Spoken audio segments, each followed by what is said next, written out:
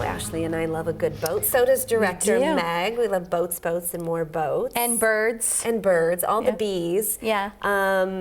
Beautiful weather? Yeah. Is that a bee on there today? Not so much, but today will be the drier day, and I'm thinking we are going to get some sunshine by the afternoon. I will take that. Yeah, depending on where you live, though. So there's the disclaimer. You can always look at photos of other places that have sunshine, right? Exactly. We'll get a little bit of it. We had the rain this morning. We're drier and we're milder this afternoon. What's going on right now, we have a warm front that's spreading over the area, and it's bringing us another round of rain. Snow levels are coming way up to about 7,500 feet, so that means rain at the passes, but the bulk of the precipitation is going to fall this morning. We have another batch of rain moving in overnight and into Sunday morning. This is yet another front that's going to move in, and then next week we have a really strong ridge that's going to build over the region. So today that ridge is in place. It weakens a little bit on Sunday, allowing for a front to swing through. That's why we'll get some rain Sunday and into Monday, and by Wednesday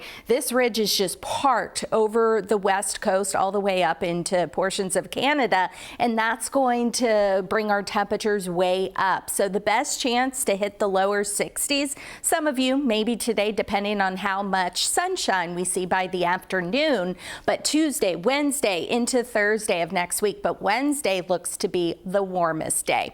Here's a look around Washington right now. It's gray. You see a lot of that snow melting atop Hurricane Ridge, but it is a wet morning. It's not going to be a wet day all day long. But a look at the big picture right now, you can see this one front there, and again, we have a warm front lifting over the area, but the cool front, if you will, that swings in tonight and tomorrow. We've had a couple of strikes of lightning offshore with this batch of rain. We have a good unstable atmosphere right now, but here we're just dealing with some rain. Let's walk you through the futurecast in terms of timing. Here's 2 o'clock. Some of you still trapped under clouds, low clouds, but you see sun breaks in the mix as well. But then all of that rain is just looming offshore late tonight and into the overnight hours. And here comes that batch of rain. It's slow. It's very slow moving from west to east, and you see how it moves over Puget Sound by, I would say, early to mid-morning, and then we'll get a break and then